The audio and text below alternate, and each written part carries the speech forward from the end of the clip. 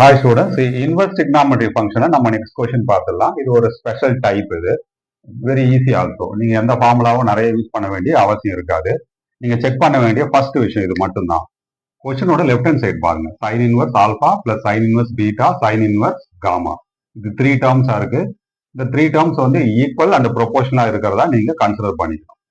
இப்போ right hand சைடுல இருக்க பை இருக்குல்ல, லெஃப்ட் ஹேண்ட் சைடுல 3 டேர்ம்ஸ் இருக்கிறதுனால இந்த பையை 3 ஈக்குவல் பார்ட்ஸா பிரிச்சுக்கணும். 5/3 plus 5/3 plus 5/3. சப்போஸ் இங்க 4 டேர்ம்ஸ் இருந்ததுன்னா இங்க 4 டேர்ம்ஸ் தான் 5/4 வச்சு டிவைட் பண்ணிக்கணும்.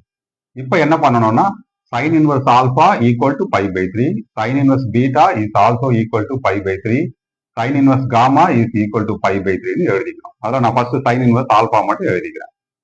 sin inverse alpha equal to 5/3, which will give you sin inverse right hand side கொண்டு போயிடுங்க. Now alpha equal to what? Sin 5/3. Sin 5/3 is equal to what? Root 3/2. So similarly, beta and gamma ஓட value கண்டிப்பா ஈக்குவலா தான் இருக்கும் root 3/2க்கு. சரியா? இப்போ alpha beta gamma தெரிஞ்சிடுச்சு. நமக்கு என்ன வேணும்? As per the question alpha square plus beta square minus gamma square minus 3/4. Answer எழுதிடலாமா? இது வெரி வெரி சிம்பிளா இருக்கக்கூடிய ஒரு கான்செப்ட் இது. What is alpha square? 3/4. What is beta square? Which is also equal to 3/4. Minus gamma square is minus 3/4. Already கொஸ்டின்லேயே ஒரு 3/4 கொடுத்துருக்காங்க. ஃபுல்லாக கேன்சல் பண்ணீங்கன்னா உங்களுக்கு 0 தான் ஆன்சராக வரும். That's all.